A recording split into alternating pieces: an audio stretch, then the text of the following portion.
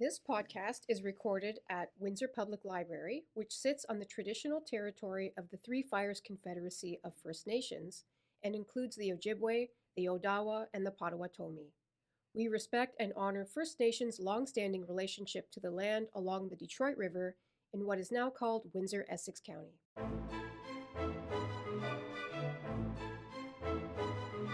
Welcome back to Stories of Windsor, a podcast celebrating the rich history of our community by the river. On this episode, we'll be discussing the origins of some of the music, food, and cultural festivals that encapsulate summertime in the Rose City. A big welcome back to my co-hosts, Mary Lou and Carla. As mentioned in the introduction, today we'll be discussing some of the different festivals that Windsor hosts during its summer months, when the air becomes a sweet mix of barbecue smell and unrelenting humidity. So before we get into it, I do have a quick question for both of you. Are there any particular festivals that stand out for you or that you have fond memories of? Carla? Carousel of Nations. Carousel? Yeah. I would definitely, that would be a big one for me. Yep. Is it something specific, like the food, the music, the being able to travel around to different parts of the city? It allows you to see different sides of the city because of immigration. Yeah. Stayed in those areas. Yep. It actually brings that notice to us and helps us kind of think about, when did these people come here? Why did they come here? We don't think about some of the smaller communities or the new communities that are coming, and this allows to be an educational opportunity, as well as great food, music, and a whole lot of fun. Yeah. So. I mean, I love Carousel because it sounds corny, but I get a sense of belonging because I see all sides of Windsor, like Mary Lou just said. Yeah. I get to see how all these different groups can call themselves Windsorites, and me too. And I just love enjoying it with a culturally diverse crowd. Like, you could go to any one of the carousels. You could go to the Italian one, the Chinese one, the Caribbean one. It doesn't matter. Yep. You're going to see all different types of people there enjoying it, and I think we're all there for the same reasons. Oh, absolutely. I didn't realize it had been around for over 40 years. My bad on that one, but I thought it was fairly recent that it started, but I think it's just sort of the advertisement for it, and it just grew and grew and grew. I became more aware of it, but I did not realize. I think it's been like 45, 47 years. It's been around for decades, and I was quite surprised in preparing for this podcast to realize that, and then realizing that I should have known better. But anyway, mine is the fireworks. I'm not from Windsor, but I moved here when I was young, and my aunt and uncle from the GTA would plan their vacation trip down to Windsor to see my parents around when the fireworks were. So I have a lot of young memories associated with the fireworks. As I got older, I kind of got over it, but it is like a huge display. It's one of the biggest ones. I think it's the biggest one in North America, but I did have my very first drink at the fireworks when I was way too young to be drinking. My dad let me have a sip of his wine cooler, and it was, for me, it's the fireworks, a good chunk of my childhood. Summer started when you went to the fireworks. Thanks for sharing those. There's a lot of festivals to come through, but it's definitely one of those things where people have a lot of specific memories attached with, whether it be the food, the culture, and the music, which is exactly what we're going to talk about today. So just to give a quick overview of what will be featured in this episode, Mary Lou is going to kick us off with our discussion with the Windsor's Emancipation Festival, which is a very important event in the history of Windsor. Carly will then explore the music festival scene and talk about the Blues Fest, and I'll wrap things up in the food category and likely make everyone a little hungry by revisiting Windsor's festival Epicure. So with that said, Mary Lou, with Windsor's Emancipation Jubilee just around the corner, I'm sure our listeners are interested in hearing more about the poignant history of that festival. Actually, it's probably the oldest continuing festival that's gone on in the area. It actually began the very first day of the abolition of slavery, which was August 1st, 1834, and there was a celebration. And they continued that for many, many years, just as a social activity to celebrate, for people to meet in the area. And it exploded because we're on a border. There was people who were coming over to visit, to do these things. And when you look at old articles about them, this was not just a picnic. People came, they were singing, they were barbecuing, they had their own parade. And it first was located at something that was used to be called Sandwich Lagoon, which were sulfur springs along the Detroit River. So it was just small enough that you could have this. But by the turn of the century, you went from having kind of a local social event. You would have 2,500 to 5,000 people show up. And if you read the newspapers of that time, it was reported on. Full page articles or 3-column articles. Some of the language we're not going to, get into, but they talked about what you would say very stereotype things, like they had more watermelons than this other festival did. And I think you guys know where I'm leading into this. And I want to put out that any discourse that may offend somebody, I'm doing it in a historical context. What I'm trying to convey is it's a perfect example of how this celebration of emancipation, but they are still under a lot of the racism and stereotypes that still we see today. Yes. And even the language, there was a community of Blacks that lived in Sandwich and they called it Darktown. Until you look up these things, you don't realize how ingrained it is in the development of a community. These people got opera singers. They had child prodigy, pianists playing. From the first, say, 50 years, it got so big that it ended up that they needed to have a consistent place. And one year it would be at Amherstburg, one year it would be at this park, but they needed consistency. And the demonstration of the amount of people coming in, it was in 1906, 5,000 people came. Oh, wow. We're looking at pre-Ambassador Bridge. And what they did is they had it actually on Boblo at one point, where people would set up tents. So people would take the ferry out there. This festival was 4 days long. It culminated in this beautiful parade, which was a mile-long walk. And thousands of people, Black and white, would go to see that. They would have military bands. Really important were drumming bands, bugle bands, floats that had culturally significant people. This is all before Walter Perry, who was known as Mr. Emancipation, took this on. So this was something that the local Black community and the local community that supported this wanted something more consistent. So in 1931, Walter Perry, who was known as Mr. Emancipation, and there's a wonderful film that you can see, it's by Preston Chase, that was done a few years ago, and it was so good it was actually shown at the Canadian Embassy in the U.S. I've seen it. They had a screening at the Capitol Theater. I want to say it was last summer. Yes. And it was excellent. It's a fantastic film. Yeah. And it makes me so proud to be able to be part of a community that celebrated the emancipation of slaves in the British Empire at that time. At the same time, these people were working with not just an entertainment perspective, but they wanted to share their culture. So many of the people that they had as speakers were politicians, were individuals who created educational institutes, for example. There were many early Black advocates for civil rights that came in. Two things that I found were very interesting was the parade was there and something called the Mississippi International. Okay, and that was a beauty contest since 1931. Now, I'll talk about that a little bit later. Okay, but it's actually quite interesting. So those were two things that were consistent since 1931, which I thought was interesting, as well as the speakers and that type of thing. Yeah. Eventually, it moved to Jackson Park because the size was massive. By the 1950s, they had 30 to 40,000 people coming over on the weekend over those 4 days. That's incredible. Yeah, that's amazing. And at Jackson Park, they had a midway. They had artists coming in. They were using the band shell, which is up.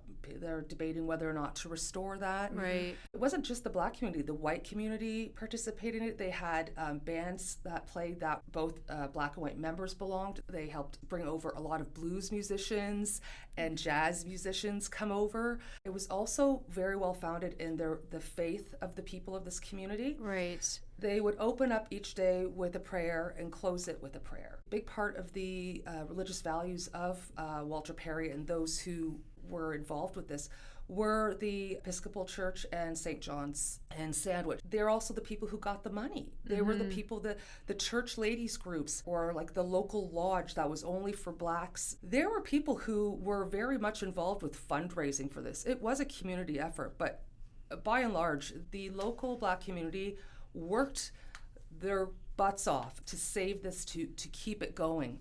And by 1950, you see a real huge peak in the celebrations. Like I mentioned earlier, you had 30 to 40,000 people coming on the weekends. Incredible. They would actually, at the border, were ready for the traffic. They said, it was nothing but different from last year. I read one quote. We just had to get a few more customs officers to let the people across. But they knew they were going to get slammed that weekend. Right. Like, it was just something they were prepared for. They always had extra police on hand. But interestingly enough, they very rarely had any problems. You know, people would be like, oh, we just don't want the problems of this big festival. And a lot of that was founded in racism and in stereotypes. But that didn't stop Walter Perry and his group from running it. In fact, he ended up publishing something called The Progress. It was a festivities program. It talked about, you know, the route of the parade, who was going to be there, and those types of things that you get in your standard program. But it also had small snippets of important historical figures, any writers, anything that was significant, especially through this area, they would focus on. It would provide history for those who are there to learn about the culture, sometimes politically oriented information. And a lot of that had to do with the difficulties of negotiating with city council about licensing, how they were treated, how, you know, all of a sudden they had to close at this time, but then there was another group that was there the week before that were allowed to stay. But despite that, this group of people knew that they had to focus on this because it was not just significant for them, it was significant for our entire community to learn. When you got into the early 50s, you had people who were very much involved in the civil rights movement in the US that came up and spoke. It became a fantastic place to advocate for civil rights and to talk about why segregation needed to disappear. One of the things I should point out is that when they started it in 1931, they didn't have a significant amount of support yet, but there was something called the British American Association of Coloured Brothers of Ontario, and that was established in Windsor as the official organizer of the Emancipation Day celebrations. So that's what Walter Perry was able to do. He was able to get that group in. And Windsor would see almost 250,000 people would come over for the weekend. That's incredible. Yeah, the amount of money alone, they would have the whole park just taken care of. And the park didn't look like it does now. Right. This is Jackson Park. Yeah, correct? Jackson Park. Yeah. Jackson Park was still pretty swampy. Jackson Park was really restored when the Queen was going to come visit. Right. That's when they put the big money into that. So it was a festivities park where people would go. In the 1930s, they had stock car rallies. Really? Oh, yeah. So it was basically an open field. It was an open field park with some nice stuff in it. And so you had all of these people of all of these backgrounds coming in. Some of the people that came, Dorothy Dandridge, the actress, beautiful actress, Jesse Owens, Joe Louis, Medgar Evans, his wife, right after he died. Eleanor Roosevelt came in 1954. The funding was done by a ladies group at one of the churches. Managed to get the funding. This is just the more political people coming in.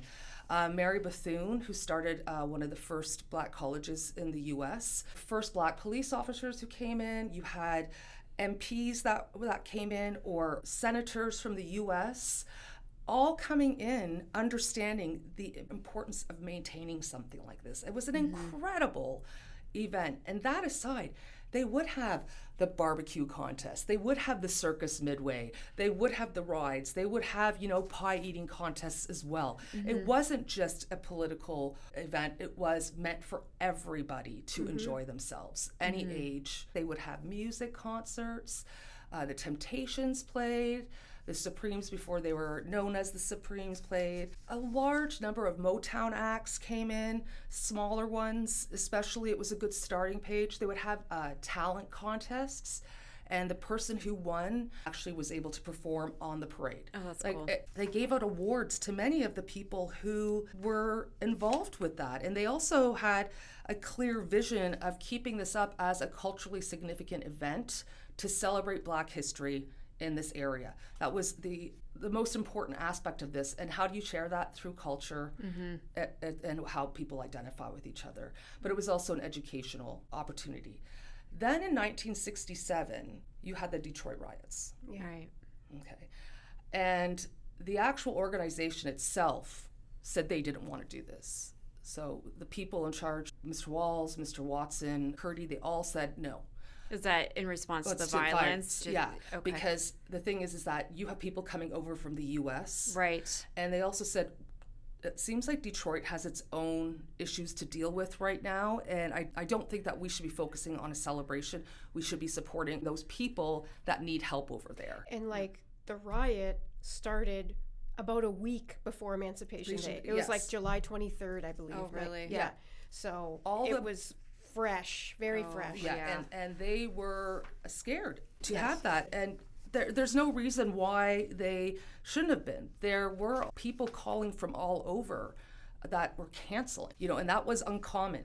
Yeah. It was considered an honor to be at the Emancipation Day celebrations. Most people don't realize that Martin Luther King visited there in 1956. I was going to ask you about that. Yeah, I was kind of trying to say that because he already was a well-established leader at the time, so much so that about 10,000 people showed up just to see who this person was. This is 1956. Right.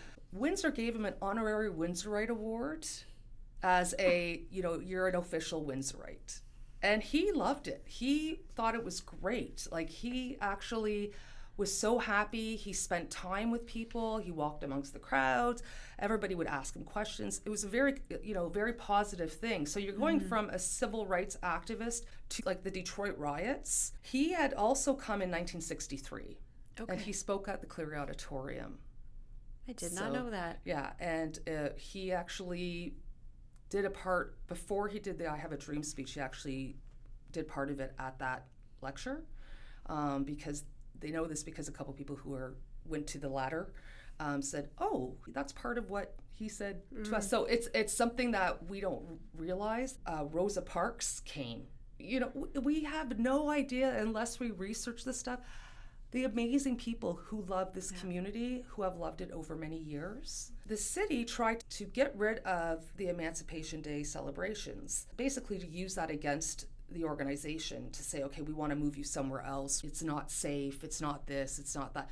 And in reality, it was complete baloney. Yeah, I was going to say, it doesn't sound like it was any issue at all. And the issue was they were taking advantage of the dissent that was happening across the border to justify their own racist means. You had articles written anonymously talking about how they were not able to get the liquor license for this, or they weren't allowed to park the cars here because it's going to get all damaged. They were going to be charged this extra, where somebody else would be charged $150 to rent the park. They were going to be charged $250.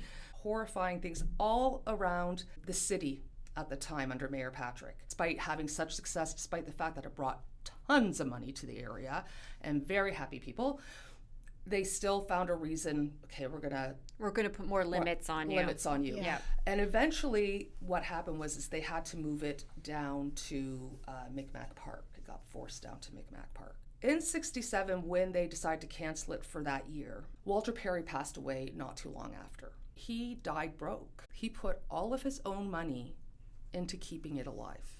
He had nothing left. It also shows the amount of personal stress and conviction and dedication that Walter Perry had. When you read about what his family had to deal with afterwards, it also, once again, indicates the lack of resources there were for Blacks in the area, the lack of rights for his family, or the lack of assistance by the city. There was no recognition, in that respect, like helping them out. All of these things brought it up to the point where they get sent to Micmac after a year of being canceled. The first year, they're like, well, you can have the parade, but you can't have the festival. So they sent it to Micmac, which basically, because of the size of Micmac, could not sustain the amount of people coming in. And from 1967 to 1977, the average dropped down to 16,000. And so the celebration was eventually relocated in Amherstburg, and once again has shifted around here or there, and then became smaller and smaller and smaller, despite the fact that it's still celebrated. What ended up happening, they still had a regular printing of the progress. It's almost like the smaller that got, the more, I say, vocal the community became by the limitations being put on by the progress, and some of the writing is fantastic. What was also interesting is even in 1980, which is unfortunately the last copy or date that we have at the library, you can go on SWOTA and look at them for free. They still had the International Miss Sepia contest, and it was a beauty contest that started in 1931 and was still going on, and it was to celebrate Black beauty and intelligence. And it was its own version of, a beauty contest or a Miss Universe contest. And they have photos in this progress, for example, and in the Windsor Star, big articles about who won. You just see these lovely, beautiful women, and you see their sashes. They're from Cleveland, they're from Wisconsin, they're from Los Angeles. Most of the contestants were from the US. Wow. And from across Canada. This was not, I think it's a perfect example of how international this organization and how this celebration really was. This was not just about how beautiful, how Black is beautiful. Well, no, they're also extremely brilliant. And I think that when you take it from the Emancipation Parade from 1834 or say 1905, what happened was then it was moved to Micmac, and then it would go to Jackson Park, and then it would go to Micmac, and then it would go to Lansbury Park, and then it would just be moved around, so there was no that consistency that Walter Perry desperately worked hard and his team worked together to provide. It all kind of fell apart, and it evolved into what you now would call the Emancipation Jubilee, which is still beautiful. The other big hit for that was also Windsor wanted to spend their money on the Freedom Festival more to draw in Americans, and they felt like it was competing with the Freedom Festival, so it really, that was, the final nail in the coffin. They kept on funding the Freedom Festival more and more and more, and there was no funding coming to the celebrations that existed before. They were a nonprofit group. They weren't making money off of this. I mean, like I said, Walter Perry died broke. Even then the city would be like, well, no, you're not really a nonprofit. And they have to actually show this piece of paper that said, no, you're wrong, and we deserve an apology. Don't tell lies about us to justify your problems and what you are saying is okay. It's not. And they put so much money into doing this. Instead of emancipation as a way for both communities to celebrate together, they focused on the July 1st and July 4th. But that is basically how it ended. There still are remnants of it, but it's not attracts the masses like it once did. But boy, would I love to have gone watch that parade. Oh yeah, that would have been amazing. It's full mile that they would do this. It's huge. Amazing. It's amazing. I have two things to say. First, I'm flabbergasted that you were able to provide that huge history with just off the cuff almost. It's just unbelievable to me. And secondly, going back to Miss Sepia, yes, the scholarship money was important, but I think we think of a beauty contest as being maybe trivial, but not when you think about that time period when standards of beauty were judged by white women's beauty, not Black women's beauty. So to have a beauty contest where the standards are set by your own community, that means a lot. I asked a historian in Canadian history, particularly Black history, why would they use the term sepia? She said to me that likely because it recognized all skin tones. She couldn't guarantee that to me, but she said that one of the things that they thought was really important is they encouraged young women of all skin color to come out. So meaning that they did not want the lightest Black girl to win. They wanted them all to have a chance. It was really important to the community itself. And they had to do the questions. They weren't just prancing up and down. These people had to come in there, be prepared with something. And I think that's a wonderful thing. If you look at the pictures, they had the sash, they had, the scepter and this fantastic crown, and you were guaranteed a picture in the next Progress magazine when you handed off, your scepter to the next winner. Thank you so much, Mary Lou. That was absolutely fascinating. I echo Carla's statement. You went verbatim. You barely read off a piece of paper. That was all from memory. It is so important to me, and it's so important to local history. This is the result of people celebrating their freedom, and part of that is because we were one of the links in the Underground Railroad. That's why it started in Amherstburg. The gentleman that wrote the St. Louis Blues actually performed and taught children here in Windsor, and that was one of the first blues songs that were performed there. Oh, that's the St. Louis Blues. Well, that's no better introduction than I've ever heard one. So, Carla, over to you for Blues Fest. Okay. I'll be talking about Blues Fest Windsor, and I have a lot of great memories of attending Blues Fest over the years. It is probably my favorite local festival, or at least tied for first with Carousel of Nations. And I have personally seen so many great shows at Blues Fest, including the legendary Buddy Guy, Kenny Wayne Shepherd, whose guitar skills just like blew my mind, Gord Downey from the Tragically Hip, and two locally grown bands that ended up making it very big in Canada, the Tea Party and Big Sugar. Blues Fest was probably one of, if not the largest festival in Windsor during its prime. But in 2020, with the onset of the COVID-19 pandemic, the festival had to be canceled, and it has never been back in the same way again. So what I want to do is take us through a brief history of Blues Fest, bringing us right up to the present to let you know where the festival stands at this point in time. And my hope is that if we talk about Blues Fest, we can speak it back into existence. So before I delve into it, I just wanted to let everyone know that the bulk of my research was done using the Windsor Star database, which is available through Windsor Public Library's website under the e-resources tab. It is keyword searchable, and any researcher out there should use it. It's amazing. I found out that Blues Fest dates back to the early 1990s. In fact, I would argue that Blues Fest was first launched by the Windsor Jaycees in 1992. Jaycees spelled Jaycees. Who are the Windsor Jaycees, you might ask? The Jaycees were a leadership training organization for young adults ages 18 to 39, and they were affiliated with the Chamber of Commerce. They hosted events and sponsored programs for the betterment of Windsor and its residents. Belonging to the Windsor Jaycees offered a chance for young people to volunteer and hone their leadership skills. The offspring of the Windsor Jaycees is the Windsor Parade Corporation, which is also volunteer-driven and also a nonprofit, and they now host a number of local parades, including the Canada Day and Santa Claus parades and the Windsor Fireworks Party. The Jaycees hosted their first Blues Fest at Micmac Park in 1992. The one-day event was organized by Mike Kelleher and drew a crowd of about 400 people.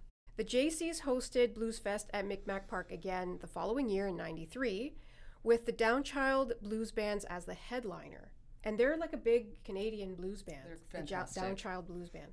The event had 6 bands over the course of the day and drew in about 600 people in attendance.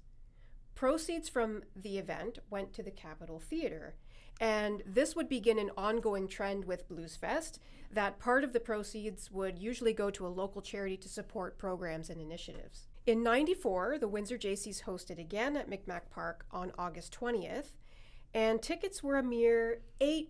Just wanted to bring that up because ticket prices these days are insane. Yeah, you have to mortgage your house. Yeah, basically, essentially, yes. So $8 and you could have fun all day long listening to great music.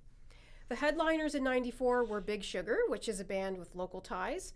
Musician Kelly Hoppy is from Windsor, and the lead singer Gord Johnson grew up here. The following year, in 95, the Jaycees hosted again, but this time the location moved to the 300 block of Ouellette Avenue, which was just outside a bar called Johnny Canucks.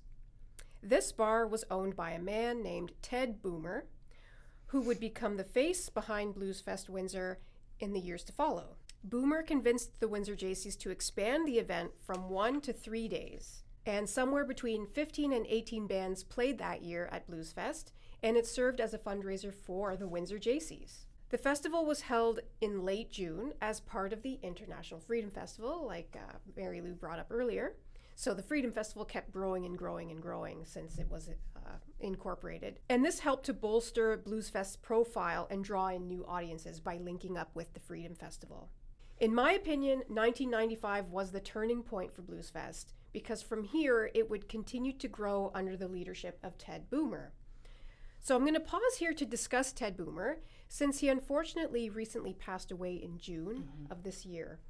He was a local entrepreneur and a longtime organizer of Blues Fest Windsor. He was born and raised in Windsor and was a musician himself, so he really felt a connection to highlighting local musical talent. He was a big promoter of local musicians, and in the 1980s, he owned a number of local bars and nightclubs that supported live music, the first being California's Roadhouse on Walker Road. As I mentioned, he became involved with Blues Fest when the Windsor Jaycees ran it in the early 90s, and he quickly took over as the primary organizer in 1996. Soon after that, he founded the Canada South Blues Society, which still exists and continues to host blues concerts in the area. In 1996, Ted Boomer had fully taken over Blues Fest.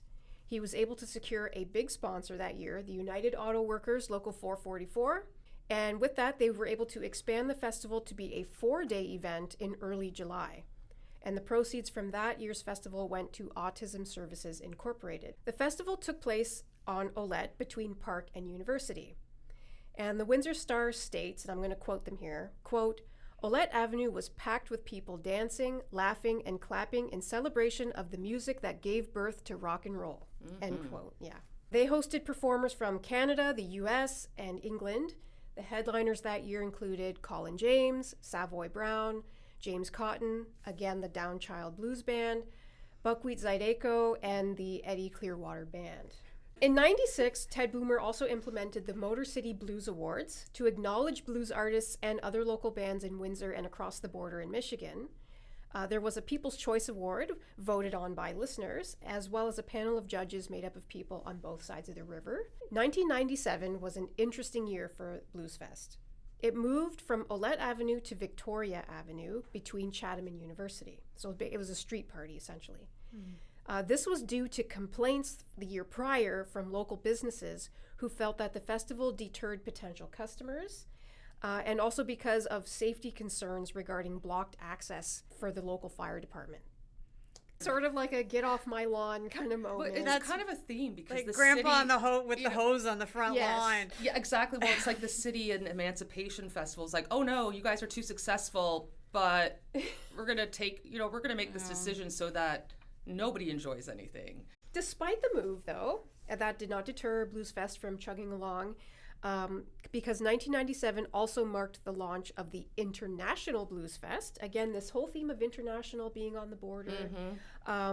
Ted Boomer labeled it the International Blues Fest that year, as it became a cross-border festival for the first time in its history. So shows were planned on both sides of the river, in both Windsor and in Novi, Michigan. Among the headliners that year were the Jay Giles Band and Savoy Brown. The following year, the festival was held in the same location and drew a huge crowd of about 10,000 people. In addition to the music, the festival kind of expanded a little bit to try and attract new people. So it also included the International Rib and Chicken Cook-Off, the Burger King / Cartoon Kingdom Kids Fest, Vintage Harley Bike Show, and the Motor City Blues Awards. So you can see it trying to appeal to fun for the whole family, as they say. Did Burger King primarily fund that festival then? That portion of the fest, they would be a sponsor. All I picture is a bunch of kids with the Burger King crowns on. Like, that's just all I'm seeing right now. Probably was. Yeah. That brings us to 1999, and this was a big year. The headliner was Buddy Guy, who is a blues legend and Grammy Award winner. They also pulled in Shirley King, who is a daughter of the famed blues musician B.B. King. It was international again, with shows at Windsor's Civic Terrace on the waterfront, which we now call Festival Plaza. Again, it moved that year off the street and into a park, essentially. Some shows were there, and some were at the Novi Expo Center. The festival ran over 3 days in mid-July, and there's a great quote in the Windsor Star that described the event. I just wanted to present it here. Quote, "Blues works best in hot, steamy atmospheres, which the Windsor waterfront provided in spades. The beer flowed cold, the ribs were slathered with sauce, and the smell of industrial fumes mingled with with the sense of perfume, hot grease, sweat, and cigarette smoke. End quote. Summer in the city. Summer in the city, right? Yeah. Industrial fumes. A whopping 25,000 people attended Blues Fest in '99. And the event pulled in donations for local charities, including childcare and the Canadian Artists Workshop. Despite the big success on the Windsor side in 1999, the festival was less profitable in Novi, and in 2000 they decided to drop out. And this officially ended the cross-border partnership between the two cities, and it ceased to be an international festival in that regard. They still drew in international artists, but it wasn't a partnership anymore. Yeah, exactly. Ted Boomer wasn't all too concerned, though, and is quoted in the Star as saying, "Windsor's getting a buzz among the artists. They liked Novi, but they absolutely love Windsor." So there you go. They tried something really interesting in 2000. You know, new millennium, we got to spice things up. With the launch of the Blues Train, run by Via Rail. It ran, yeah, Mary Lou's looking at me like, say what now? What is that when you take it on Tuesdays so you get the student rate? Like, what is that? No, this is better. This is better. Okay, so the Blues Train ran between Windsor and London. Look, it left London, came down to Windsor. It was for 50 contest winners and their invited guests. And it was basically a party train where there were live performances on board. The blues while was it's flowing. moving? Yep. So it's not like the Christmas train where it parks and everyone stands next to it. It and was the band running down from London on its normal route with the select group of contest winners, these lucky people who got to hear live music on board the train on their way to Blues Fest in Windsor. Honestly, though, how loud would it be on That's there? a good point. Wow. That's a good point. Anyway. And do you go, So like, bizarre. are you just to Windsor and then you got to find your own way back to London? Like, was there a That's return a great trip? question. I don't know. That's a mystery. Okay. Anybody's out there that knows, Please. let us know. Do let us know. We're Tell curious. us. Who was on the train if you were on the train? Yeah. We don't have a call-in show, but you can email Email the us. library. We need to know. Put your comments, please. All right. So to sum it up, between 95 and 2000, the festival grew steadily. It started basically as a street party on Olette with a budget of about $125,000, and by 2000, it was a 4-day event with a budget of over $500,000. The festival remained really popular throughout the early 2000s, drawing in headliners like Steve Earle, Johnny Winter, Gord Downey, Foghat, Stephen Page, Kenny Wayne Shepherd, Johnny Lang, which I missed that show and I will never forgive myself for it, Big Sugar, and many more amazing musicians. In the 2010s, Liuna became the sponsor for Blues Fest Windsor, and Rob Petroni took over as organizer. In 2018 and 2019, the festival expanded to 2 weekends in July, which featured a rock night, a blues night, and a 90s throwback night. Heck yeah. Oh yeah, the 90s night was an unexpectedly huge success. I know. With I was headliners, there. yes, Like, as it should be. it was huge. The headliners were Vanilla Ice, CNC Music Factory, Tone Loc, Two Live Crew, and several others. And this event cost $1.3 million to host. So the budget had jumped significantly Clearly, yeah. by this point. It was easily Windsor's largest summer festival by this time and drew in tens of thousands of people over the course of the 2 weekends. Organizer Rob Petroni said this about going beyond blues music at the festival. He said this in 519 magazine. "We're learning very quickly that when we throw a festival in Essex County competing against Michigan or Detroit, it's very hard to do unless you are targeting the entire population, not just a certain genre." So basically you can see here that there was definitely an effort to attract a broader audience, which it absolutely did with that 90s throwback night. The last Blues Fest festival held downtown was in 2019. To bring it up to the present, I thought I'd share what's been happening to Blues Fest since 2020. The festival was canceled in 2020 due to COVID-19, and it has not yet returned its original format. And what do I mean by this? Well, Blues Fest has continued to host concerts and events since then, but not the traditional weekend-long festival that we enjoyed in the past. For New Year's Eve 2020, they hosted a big concert at the Capitol Theatre, which they also telecast on TVO. It included artists like Avril Lavigne, Bare Naked Ladies, A Tribe Called Red, Julie Black, Misha Bruger-Gossman, and the Windsor Symphony Orchestra. So it was a big moment for Windsor. Wow. Those are a lot of big names. Yep. Also, during the early stages of the pandemic, the Bluesfest Windsor team launched an initiative called Liuna Unity, which was a series of virtual concerts they called front porch parties. Basically, virtual concerts you could watch from home. Artists like Slash, The Trues, The Tea Party, and 5440 performed, as did local artists. Earlier this year, in March, Bluesfest Windsor, with the help of Jeff Burrows from The Tea Party, hosted 2 concerts at the Chrysler Theatre featuring Canadian musicians Tom Cochrane and Kim Mitchell. As in the past, these Bluesfest concerts supported local charities, including the Windsor Cancer Center Foundation and Transition to Betterness. Burrows is quoted in the Windsor Star as saying, quote, "We wanted to see how the 2 March shows were going to play out. It was a bit of a litmus test for what we're hoping to bring back sooner than later," end quote. He said basically that there are plans to bring back the festival as it once was, but in the meantime, they will continue to host one-off concerts at the Chrysler or Capitol Theatres to help build up money in support of a full-on weekend-long festival. So that's it. So they're still trying. They're trying to find a way. Bluesfest is still a thing. It's still an organization. They're just trying to get it off the ground again by the sounds of it. So we'll put that out to the universe to make that Yeah, happen. I would love to see something like that again. I'm so grateful that people like Ted Boomer put in the time and the finances and the energy to pull something like this off. Windsor's very lucky they have people like this to do this. Exactly. Well put. Because he did mention, I came across it several times, that the idea was to make a profit and give some proceeds to charity, but sometimes that wasn't possible. They barely broke even or even lost money sometimes. Yeah, like Walter Perry. Yeah. He had to pay things out of his pocket. So, Carla, I guess it's safe to say you're a blues fan. I sure am. And maybe I've said all these names and the listeners have no idea who I'm talking about. But if you're a blues fan, you know these names. If you know, you know. If you know, you know. Yes. Thanks so much, Carla. So now I'm going to wrap things up with a past festival favorite, especially for all those foodies out there, which was Festival Epicure, which I actually forgot about until, Carla, you mentioned it to me. I'm like, oh my God, I totally forgot about that one. I love the blues, but I love food even more. Yeah.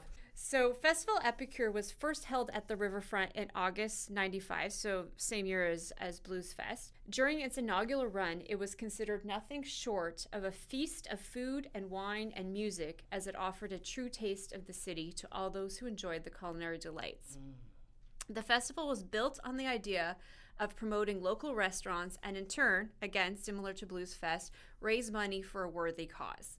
It was held over the course of one weekend of summer, hosting both food and wine vendors alongside music performances and headliners.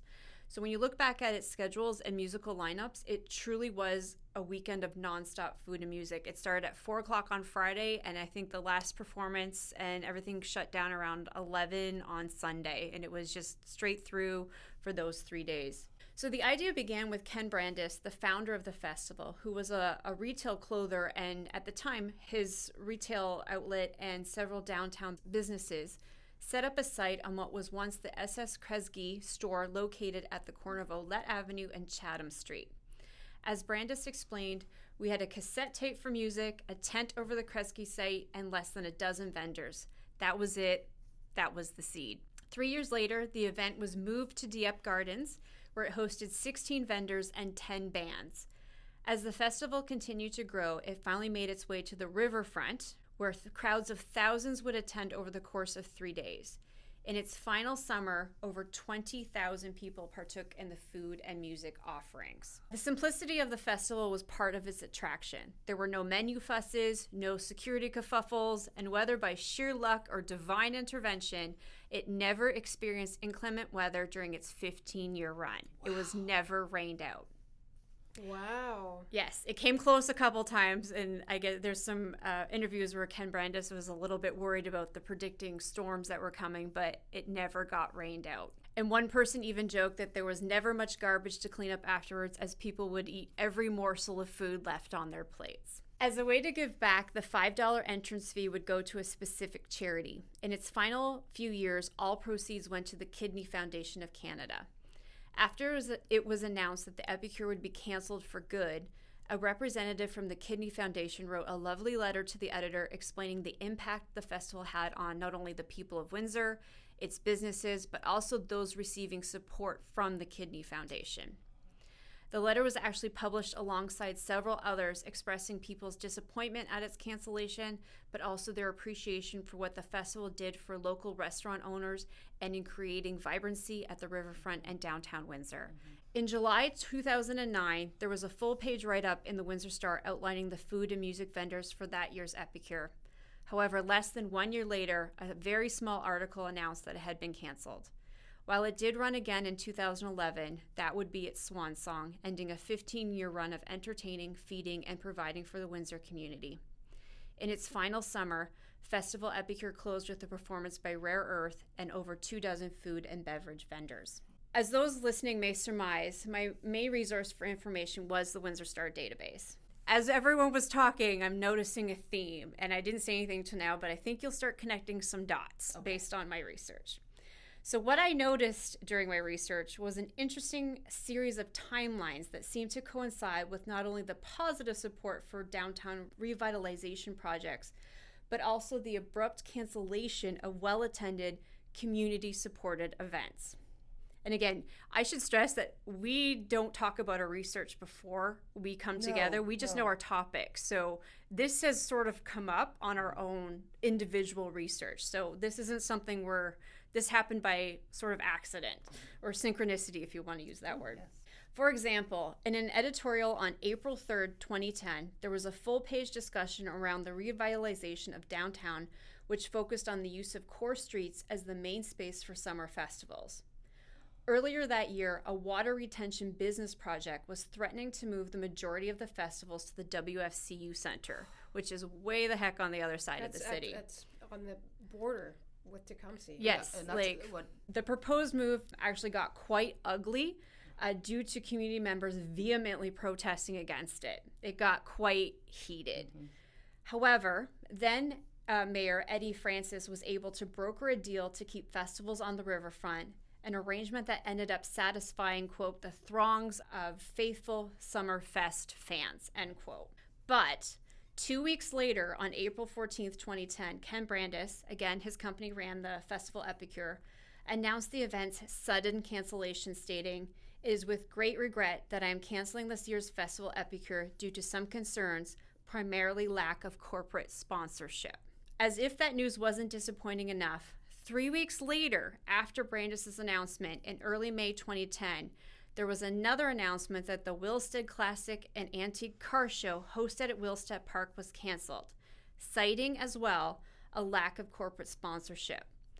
But I did do some further digging and found some non-Windsor Star articles that mentioned committee member burnout and the high rental fee of $10,000 that the city charged for renting Wilstead Park in order to host that car show. All those three things were cited as further evidence of why this car show was canceled. And to date, the car show has not returned, which is very unfortunate, as aside from Art in the Park, the event has raised nearly $200,000 since its inception in 1987, money that was specifically allocated to restoring and maintaining Wilstead Manor. So based on our three discussions of funding and sponsorship, I found that very interesting as both of you were talking. And I'm not going to make any assumptions, but what got me was Ken Brandis' comment of Festival Epicure, due to some concerns, primarily lack of corporate sponsorship, made me wonder what else was happening sort of behind the scenes. So while the 2010 installment of Festival Epicure was canceled, it did make its return in 2011. Unfortunately, that would be for the last time. In an article published in May 2012, Brandis explained that he chose to run the 2011 festival with no major sponsorship, but he adamantly refused to increase prices or scale down the event Therefore, in the end, cancellation was his only option. Adriano Sitoli, a blogger for WindsorEats.com, commented that it would be devastating if the festival never returned, as it offered a huge boost to local restaurants.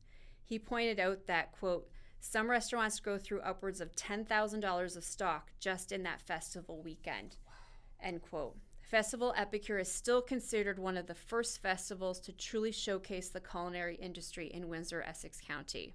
Even though it stopped, rising from its ashes, however, came Fork and Cork, a new food and wine festival that began on the riverfront in the summer of 2012. And I think it ended up floundering in 2015. And it looks like it was the patio smoking regulations that was that festival's downfall. Because then the restaurant where you had to have separate smoking areas or I think you couldn't smoke inside, affected food festivals because there had to be a designated smoking area. 7 meters from the food, and that was the downfall for Fork and Cork, is that they couldn't make the regulations work. So that was the end of Festival Epicure, and there's been other food and music related festivals since, but not to the degree of Festival Epicure. And the idea was that, you try our food here, and if you like it, come to our restaurant. That's exactly what I loved about it, because it's difficult to get out to each individual restaurant and order a full meal and this and that and the other, whereas at a festival you have a sampling of everything. Can I ask you a question? Absolutely. Did you find, the one theme that I see running through all of us is how integrated food and music are to celebrating the individual cultures, whether it is the Black culture, the various cultures for Carousel of Nations, or the celebration of Windsor does have such an ethnically diverse community. Absolutely. And the celebration of those communities. It is really about bringing your community outward in a central place where everybody can enjoy themselves. What did you see although Festival Epicure was not as long as these two that we have here. No, mine was the shortest, Yeah. Did you notice that people were really interested in improving or spending time at other businesses of other cultures in that? So it started in 95, and each year the food got more culturally diverse, because there was a big picture of a Thai restaurant. It started with chocolate, and there was a dessert booth, which I would have had to stay away from. But it was more there was a beer booth, and then it became, as the years went on, there was more ethnic cultural restaurants opening up in Windsor as well, and so they were being hosted downtown. I don't know what the requirement was for vendors to participate, if they had a fee, if it was just a matter of here's the space, and if you can get the stock to cover it for the weekend, it's all yours. As the years went on, there was a lot more highlighting of different types of food rather than your traditional barbecue, that sort of thing. Yeah. What festivals do you see that can bring this back? I think the Windsor International Film Festival is one that really we need to support more of. It's phenomenal. It's so fantastic. I mean, because they have the outdoor movie ones, if there's a way to combo that with food. Yeah. Because, who doesn't snack while they're watching a movie, right? So that's something that might work well together, especially if it's still down at the riverfront in the plaza area there. I think that's where they put it up last year. So it goes back to this hidden theme that we developed, is it's more about paying for it and paying for the space and the availability to present it to, because it sounds like, without him actually saying it, sounds like Brandis covered a lot of the costs in that last year as well, because he didn't make any money off it. Not that he was out to make money off it, but he just tried to cover his basic expenses because he refused to raise any of the prices so people could enjoy it. I think that's a bigger barrier than being able to present it. Clearly, Windsor's been able to put on these amazing festivals. Food, the whole award-winning festivals. Award-winning festivals. Yeah, WIF has but won what is preventing them from continuing on? What limitations are there being put? Is it corporate sponsorship?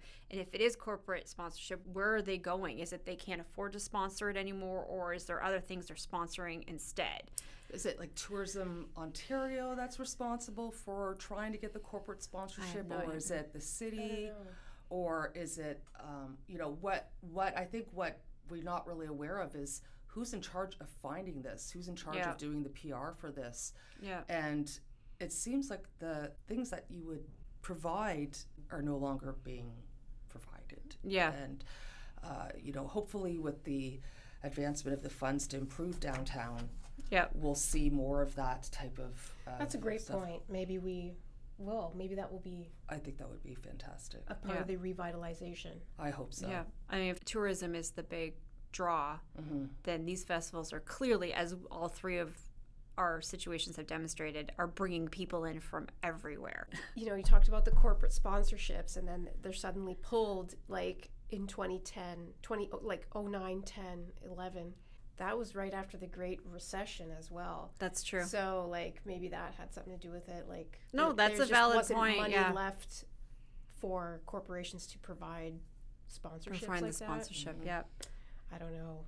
And it felt like in the late 90s and into the 2000s, maybe like it felt like every weekend there was another festival. Yes. There was another festival, most of them downtown, but some not. Some were at satellite locations, we'll call it. And now it's not that case. So with that, I'm going to say thank you to both of you. This has been very insightful and very eye-opening. I'm going to encourage everyone to stay tuned for our next episode when we'll discuss the origins of Windsor sports teams and reminisce about tournaments held at the barn. Much of this information is available at the Windsor Public Library Local History Branch. You can access many primary documents or photographs or other things about the festivals that we have here or had here. So please come down to 3312 Sandwich Street West, and perhaps one of us can help you there. Thank you for listening. This has been a Windsor Public Library Digital Branch production.